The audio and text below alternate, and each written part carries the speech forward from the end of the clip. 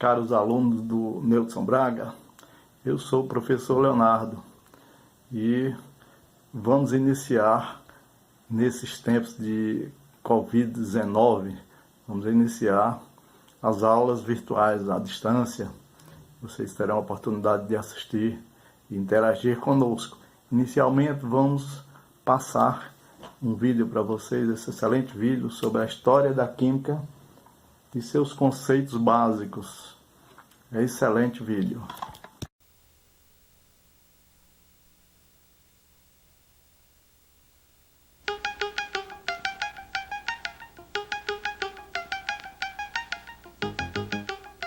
A química é um ramo fascinante da ciência e justamente por isso desperta curiosidades.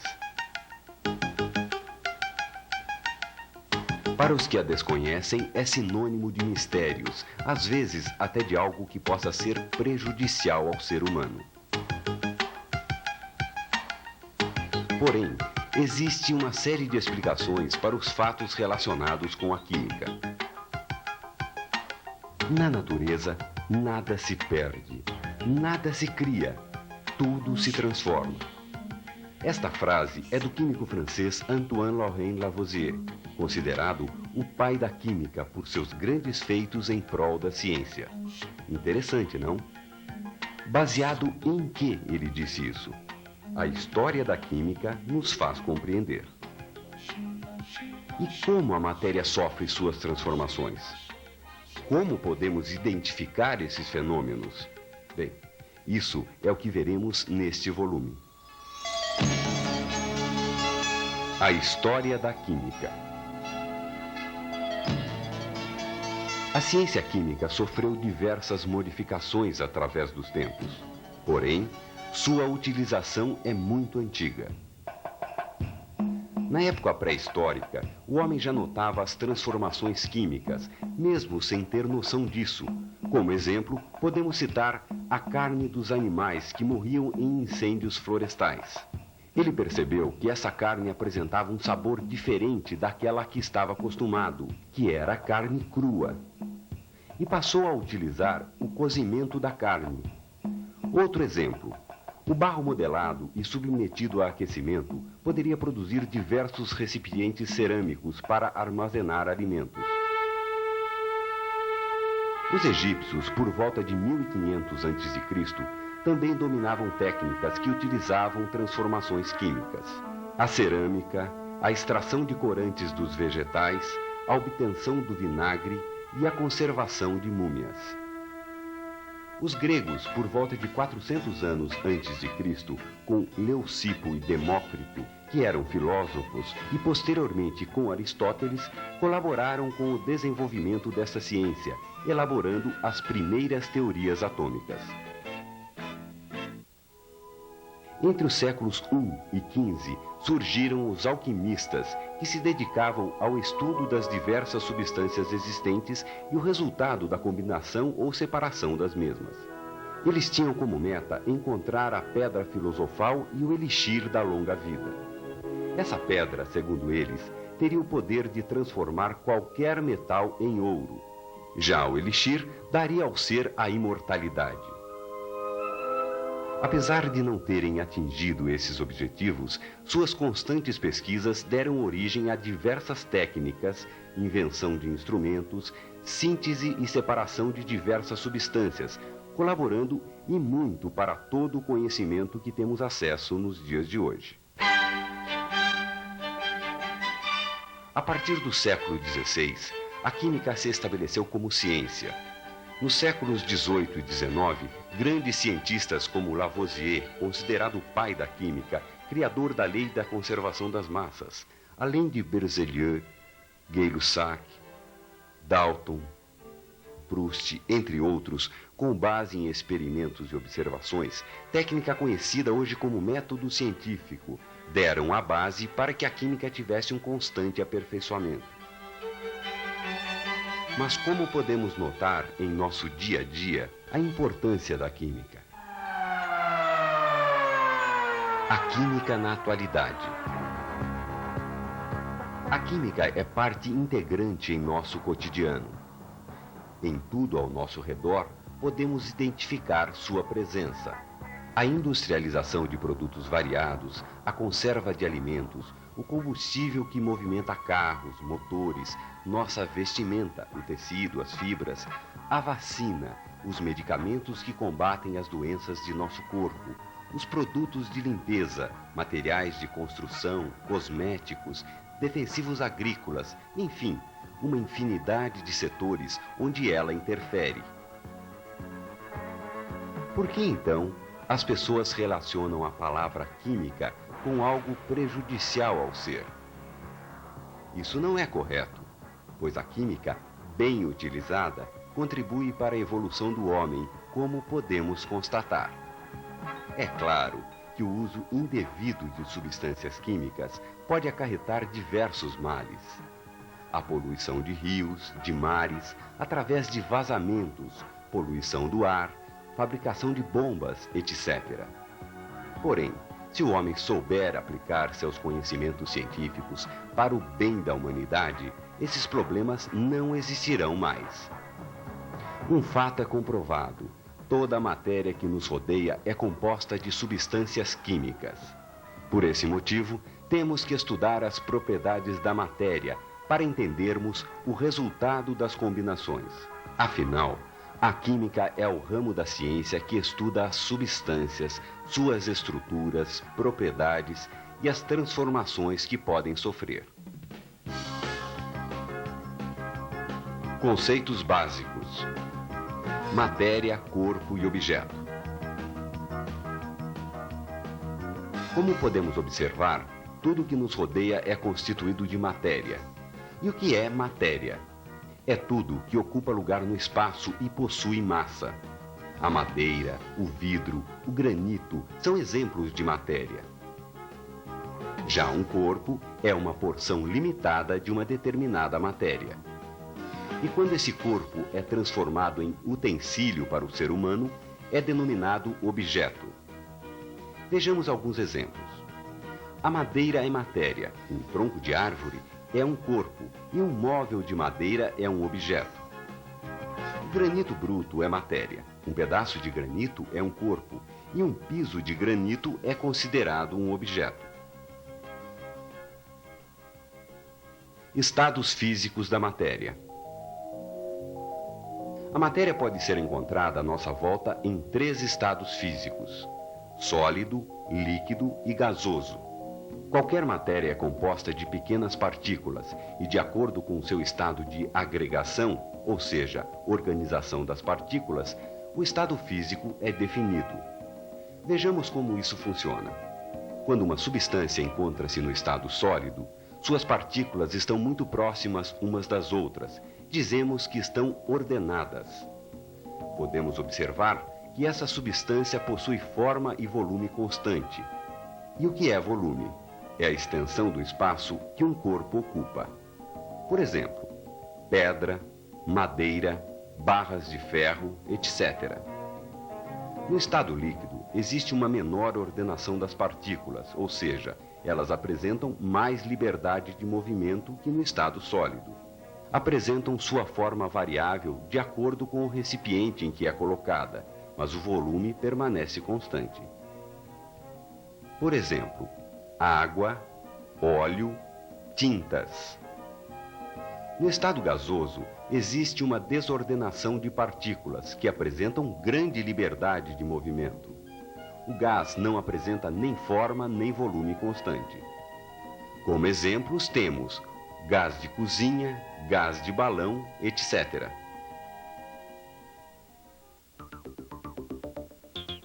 Mudanças de estado físico da matéria. A matéria pode sofrer mudanças em seu estado físico, e isto ocorrerá por variação na temperatura ou pressão. O mais importante é que a matéria não sofre alteração em sua composição, somente no seu estado de agregação. Este esquema mostra com clareza esta afirmação. A passagem de uma substância do estado sólido para o líquido é chamada fusão. A temperatura em que ocorre a mudança é chamada ponto de fusão. A passagem de uma substância do estado líquido para o gasoso é chamada vaporização. A temperatura em que ocorre a mudança é chamada ponto de ebulição. Um exemplo muito comum em nosso cotidiano é a mudança de estado físico da água. Veja esse esquema. Quando aquecemos o gelo, ocorre uma fusão, ou seja, a água passa para o estado líquido e, se continuar a receber aquecimento, passa para o estado gasoso. A vaporização pode ocorrer de 3 formas. Evaporação. Passagem lenta, difícil de visualizar. Um exemplo é a roupa secando no varal. Ebulição. Passagem mais rápida que a evaporação e ocorre quando há aquecimento do líquido. Por exemplo, a fervura da água. E a calefação. Passagem muito rápida quando o líquido se aproxima de uma superfície muito quente. Temos como exemplo gotas de água sobre uma chapa quente. O processo contrário pode ocorrer. A passagem de uma substância do estado gasoso para o líquido é chamada condensação ou liquefação. A passagem do estado líquido para o sólido é chamada solidificação.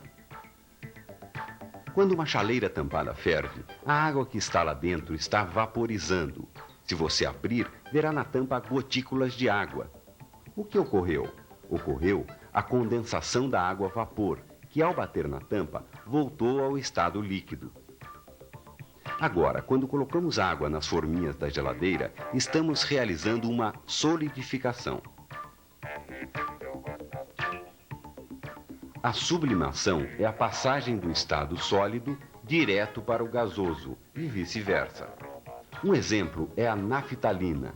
Quando a colocamos no armário, podemos notar que com o passar do tempo ela vai diminuindo de tamanho. Isso é a sublimação.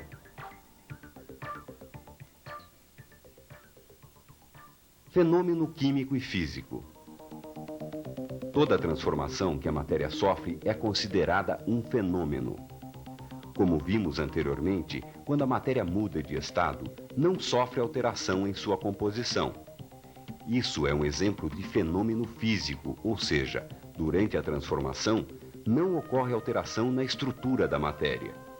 Já um fenômeno químico altera a estrutura da matéria, ou seja, a substância transformada dá origem a uma nova substância. Se deixarmos palha de aço exposta ao ar, ocorre a ferrugem, que é uma nova substância, produto de uma reação entre o ferro da palha com o oxigênio e o vapor de água presentes no ar. Substâncias puras e misturas. Qualquer matéria que for separada para um estudo será denominada sistema. A matéria é constituída por pequenas partículas denominadas átomos, e o conjunto de átomos iguais formam um elemento químico. O resultado das combinações dos diversos elementos químicos existentes são as substâncias químicas. Elas são classificadas em substâncias puras e misturas. Uma substância é considerada pura quando apresenta uma composição química igual, tendo propriedades definidas, ponto de fusão, ebulição e densidade. A água, por exemplo, apresenta uma composição única, H2O. Esse tipo de representação é denominada fórmula química. Esta composição não se altera, qualquer que seja seu estado físico. As substâncias puras podem ser de 2 tipos. Substâncias simples são aquelas formadas por apenas um único elemento químico. São exemplos dessas substâncias o gás oxigênio, composição O2, gás cloro, Cl2 e o gás ozônio, O3. Se você notar, o gás oxigênio e o gás ozônio apresentam o mesmo elemento químico, porém em quantidades diferentes, O2 e O3. Esse fenômeno é chamado alotropia. Um elemento químico pode formar substâncias simples diferentes devido à proporção em que seus átomos se unem. Outros exemplos de alótropos são o carbono grafite e o carbono diamante, o enxofre monocíclico cristais em forma de agulhas, e rômbico, cristais amarelos encontrados na natureza. Já as substâncias compostas são aquelas formadas por mais de um elemento químico. A água, H2O, o gás cianídrico, HCN, o açúcar, C12H22O11, todos são exemplos de substâncias compostas. Vamos entender agora o que é mistura. A mistura é o resultado da junção de duas ou mais substâncias puras, que passam a ser chamadas componentes da mistura. Ela apresenta uma composição variável e propriedades diferentes das substâncias puras. Grande parte dos materiais que conhecemos são misturas. O álcool comum, que possui 96% de álcool e 4% de água. O ouro 18 quilates, 75% de ouro e 25% de cobre e prata. E o aço, que é formado de ferro e carbono. As misturas também são consideradas sistemas, pois podem ser analisadas, estudadas. Elas são classificadas como mistura homogênea. Analise este sistema. Se você misturar água e açúcar, que são os componentes desse sistema, vai perceber que o resultado apresenta um aspecto único, que não é possível visualizar o que misturamos, ou seja, apresenta uma única fase. Neste caso, a mistura é considerada homogênea.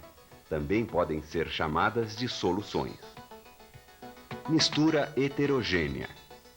Vamos misturar agora água e óleo de cozinha. Note que nesta mistura teremos duas fases, uma composta pelo óleo e outra pela água. É possível visualizar os componentes, sendo, portanto, uma mistura heterogênea. Com esses dados, podemos fazer um esquema do tópico, substâncias puras e misturas. Sistema é qualquer matéria separada para estudo. Pode ser o sistema homogêneo, que possui uma única fase, ou sistema heterogêneo, que possui duas ou mais fases. Sistema homogêneo pode ser uma substância pura ou uma mistura homogênea. Sistema heterogêneo, que pode ser uma substância pura em estados físicos diferentes, como o gelo e a água, e mistura heterogênea. Viu como ficou fácil resumir? Agora, como podemos identificar se um sistema é composto por uma substância pura ou uma mistura?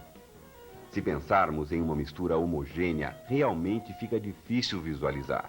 Porém, já aprendemos que as substâncias puras apresentam propriedades constantes e as misturas não. Graficamente, podemos representar esses dois sistemas por um diagrama denominado diagrama de mudanças de estado. Para a substância pura, teremos o seguinte diagrama. Se submetermos a substância pura à mudança de estado, fornecendo temperatura para que isso ocorra, vamos notar que os pontos de fusão e ebulição serão constantes.